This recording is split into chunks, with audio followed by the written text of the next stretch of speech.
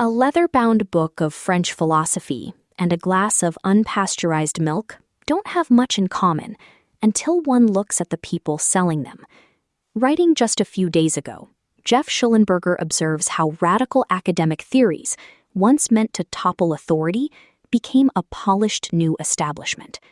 Yesterday, Annie Waldman profiled a mogul building a $30 million empire by telling customers to trust their gut over a century of science. What's striking is how the student of high theory and the raw milk buyer use the same language of rebellion to feel smarter than the crowd. Both claim to be thinking for themselves, yet they often end up following new leaders into very old traps. There was a time when carrying a book by Jacques Derrida felt as rebellious as sporting a pink mohawk. Writing for Compact earlier this week, Geoff Shullenberger tracks how these dense French ideas moved from the radical fringe. They eventually became the everyday furniture of university life.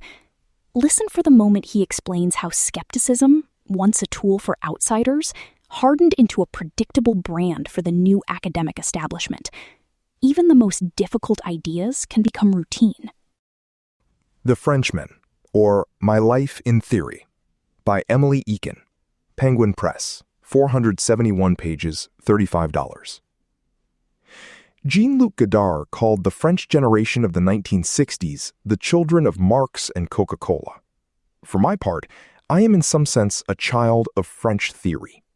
When I was a babbling baby, my graduate student mother wrote a poem chronicling my first efforts of speech, laced with allusions to the ideas of Jacques Lacan.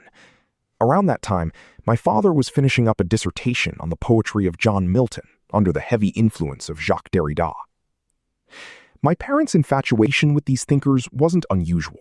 Their ideas were in the air people breathed in humanities academia at the time. Before I was conscious, I was inhaling it secondhand.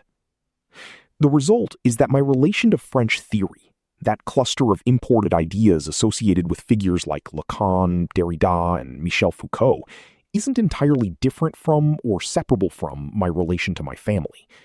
In both cases, periods of estrangement and rebellion have alternated with periods of renewed appreciation.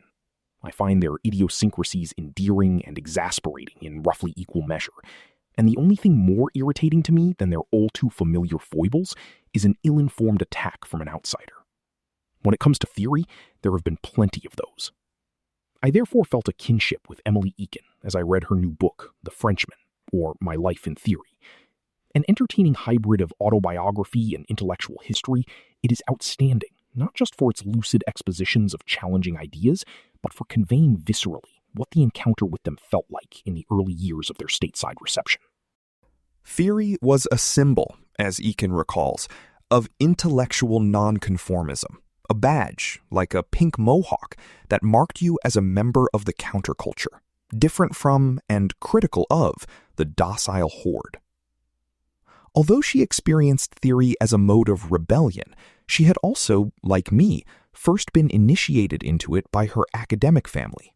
On this front, Eakin's theory pedigree is more impressive than mine.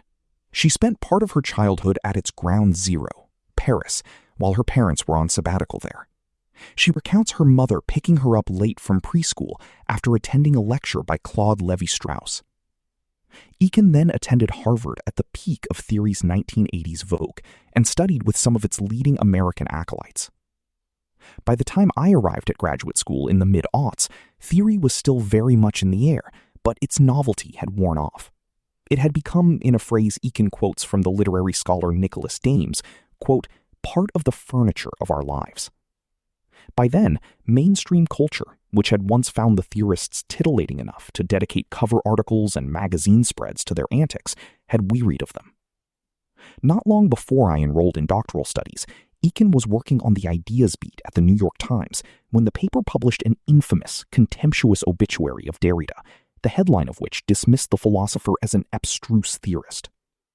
In her penultimate chapter, she confesses that she was consulted by the obit's editor before publication and, to her apparent regret, signed off on it.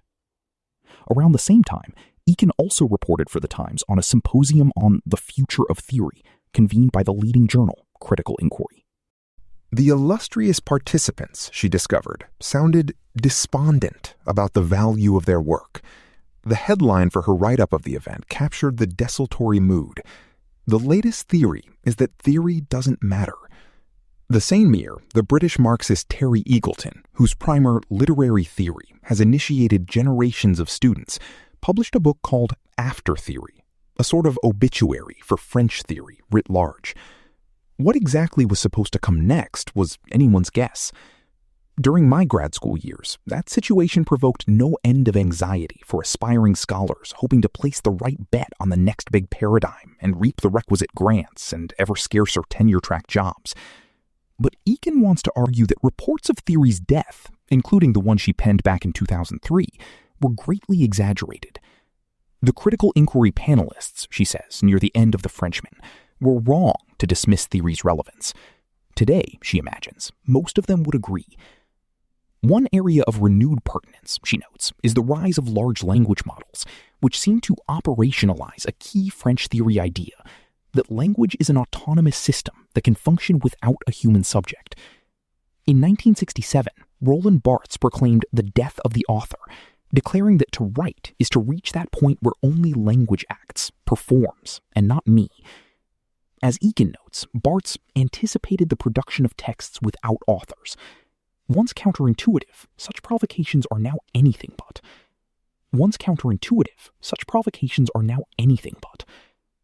This uncanny technological ratification of theory, as well as various other ways that what was once intellectual scandal has become what some French theorists called doxa, raises as many questions as it resolves. Theory's allure, as Eakin reveals with self-satirizing flair in her autobiographical passages, was its oppositional, countercultural energy.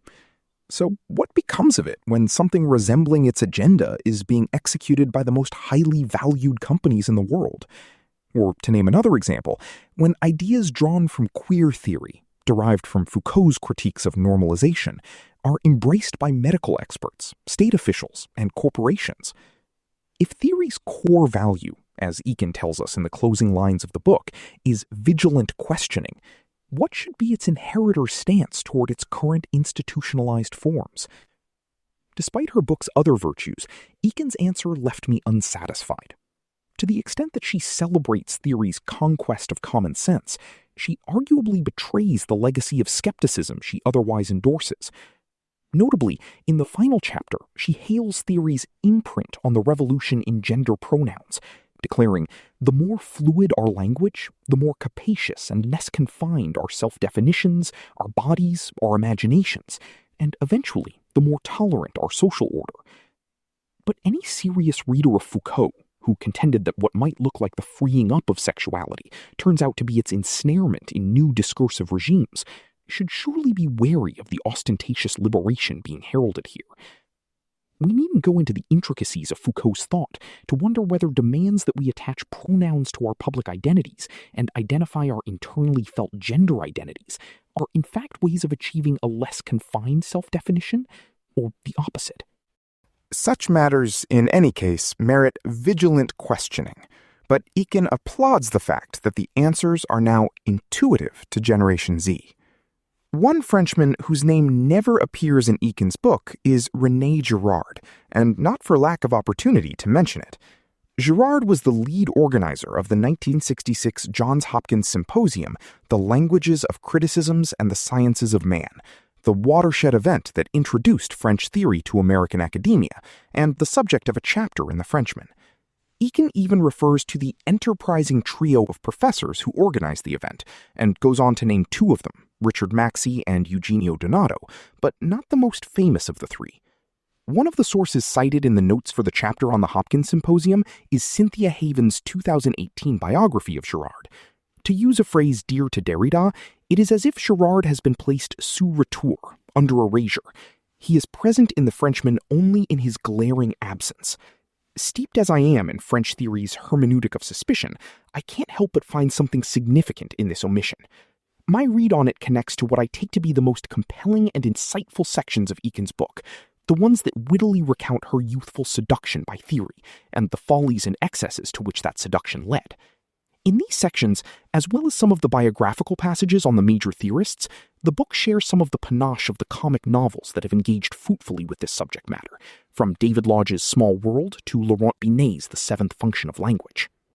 Another such text, and a frequent point of reference for Ekin, is Jeffrey Eugenides' The Marriage Plot, a comedy of manners set at Brown, the hotbed of American semiotics in the 1980s, and my own doctoral alma mater a few decades later.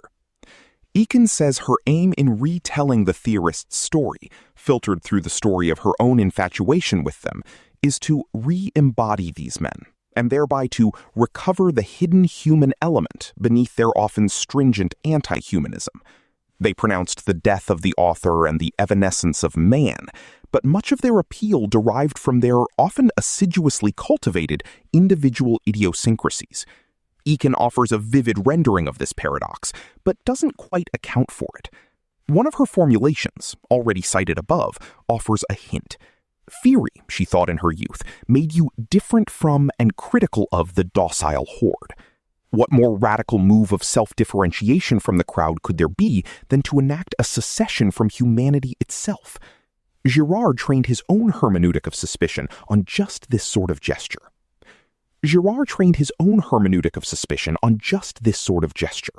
His signature intellectual move was to show that beneath such ostentatious efforts at self-differentiation, one could always find sameness, imitation, envy, and jealousy, the studiously concealed workings of what he called mimetic desire. Without deploying Girard's concept, Ekin illustrates it nicely at another point when she describes a phase in college when she modeled herself after Nadja, the heroine of the surrealist André Breton's 1928 novel of the same name, and an icon of spontaneity and radical individual freedom. But as she tried to remake herself in the image of Breton's Génie Libre, forcing herself to do wild and impulsive things, Ekin found that she began to crack under the pressure. The fantasy of absolute spontaneity had led to its opposite, slavish imitation. For Girard, something like this predicament lies at the heart of modern culture and explains many of its pathologies. Humans are fundamentally imitative creatures, and in prior eras, our mimetic impulses were governed by preordained hierarchies.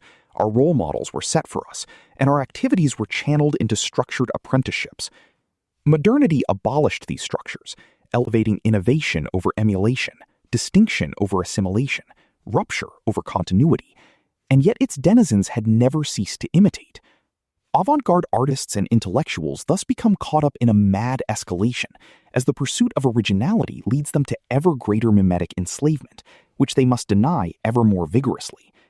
When she observes of her theory-smitten cohort at Harvard, that we were hardly as original or as special or as independent-minded as we thought didn't occur to us, or when she recounts the bitter intellectual feuds that pitted Derrida against his former teacher Foucault, Derrida against Lacan against his wayward disciple Félix Guattari, and so on, Ekin stumbles upon this insight of Girard's.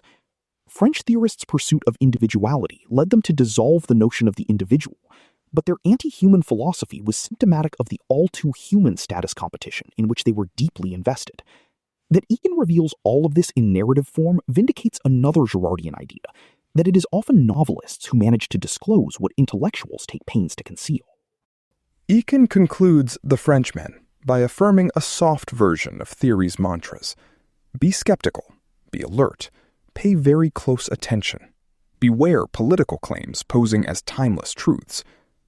The passages about her youthful excesses, though, suggest we should also be skeptical of this ethos of constant intellectual self-differentiation through skepticism, because where it tends to lead is to a susceptibility to superficial intellectual fashions.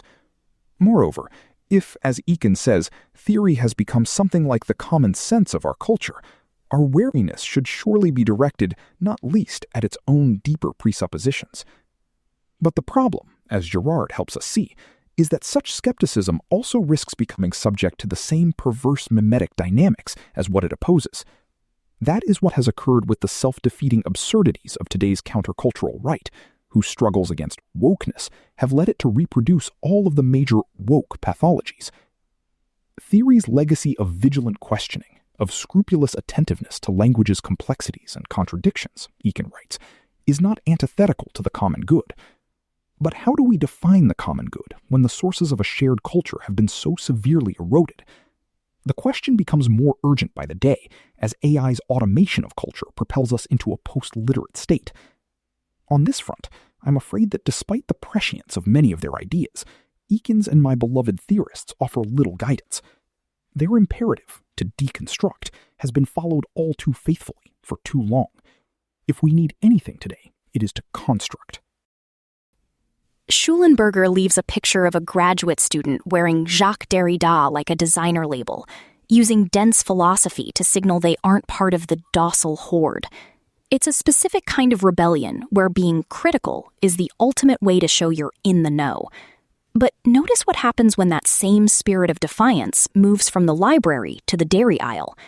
Annie Waldman's profile of Mark McAfee introduces a different kind of nonconformist, one who bypasses the library to challenge 150 years of public health science. What jumps out is how the raw milk drinker and the philosophy student are essentially reading from the same script. Both see the mainstream as more than just wrong, they see it as a trap for the unthinking. Where the academic uses Lacan to feel smarter than everyone else, McAfee's customers use unpasteurized milk to feel physically pure and politically awake. Shullenberger shows how skepticism eventually becomes the new establishment, part of the furniture. Read alongside Waldman, that observation starts to look like a warning. The $30 million raw milk business suggests that when people trade old experts for new leaders who promise the truth, they often just end up following a different, more profitable kind of authority. I never thought I'd spend 6 months of my life investigating raw milk, but I did. In early June, ProPublica published a story I reported that features Mark McAfee, who runs America's largest raw milk dairy. The story came about after months of reporting on how the Trump administration's policies were reshaping federal health agencies. My colleagues and I spoke with dozens of civil servants, many of whom described a climate of fear in which routine science had suddenly become politicized. One notable example they shared with me was raw milk, which most scientists and health experts agree has no significant proven nutritional benefits over its pasteurized counterpart and subjects its consumers to over 100 times the risk of foodborne illness. But under the leadership of Health Secretary Robert F. Kennedy Jr., current and former government workers told me the federal approach to raw milk was shifting to align with his priorities.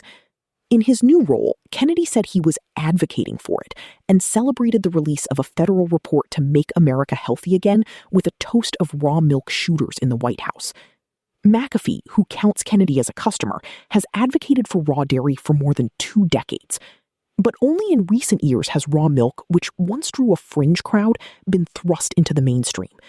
More than 10 million Americans now drink it. National weekly sales rose by 65% from 2023 to 2024 alone.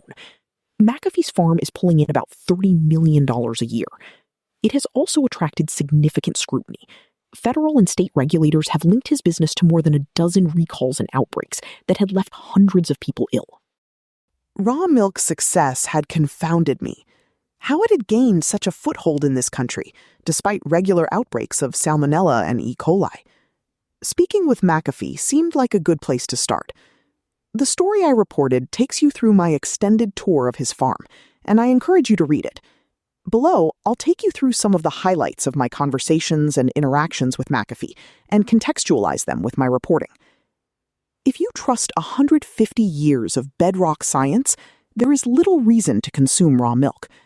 By definition, it has not been pasteurized, the simple process of heating milk to kill off harmful bacteria. Before the practice was widely adopted a century ago, thousands of babies died each year from illnesses linked to contaminated dairy.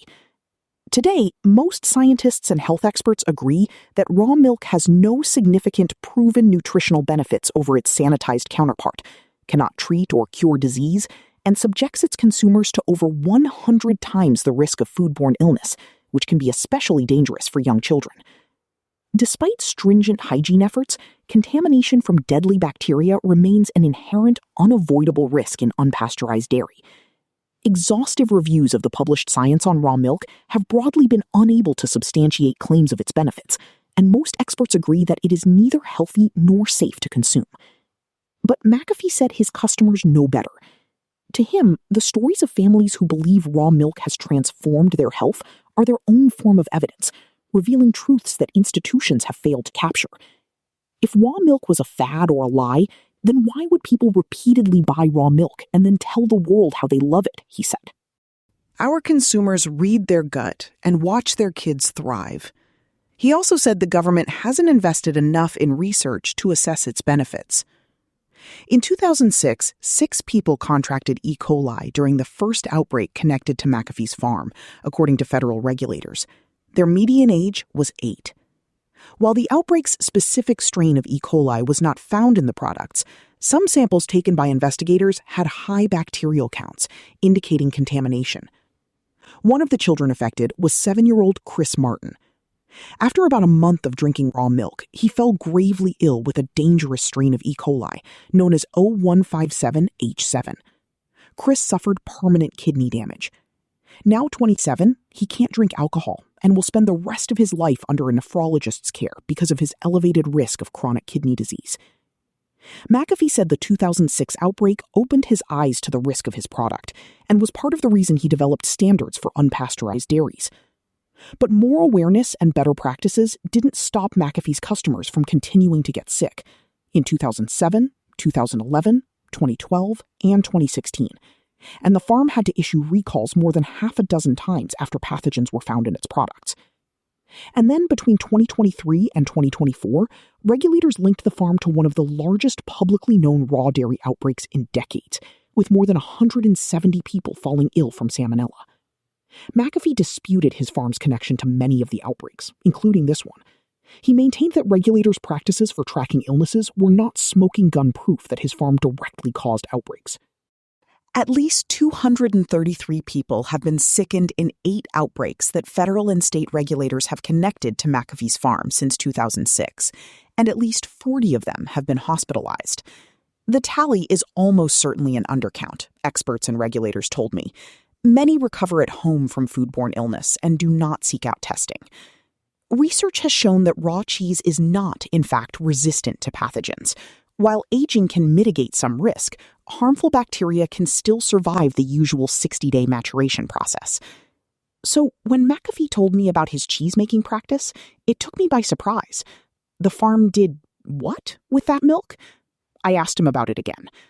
McAfee confirmed that milk with pathogens was used to make cheese, except for batches with salmonella, which he said were dumped or sent out for pasteurization. I would later find out that the federal government knew that his farm was doing this. In 2024, the Food and Drug Administration discovered his farm had a standard practice of producing cheese from milk suspected or known to contain pathogens, according to court documents. It had told the farm to stop and destroy any cheese made with contaminated milk. That was 2 years ago. The farm pushed back. It said it followed federal regulations by aging its cheese and said it tested all of it before sale. To force the farm to follow its orders and stop this practice, the government needed a judge's ruling. But a backlog in the courts delayed the case well into 2025. By then, political winds had shifted. The Trump administration had come in, with Kennedy at the helm of the Department of Health and Human Services. McAfee said the farm no longer diverted problematic milk to cheesemaking.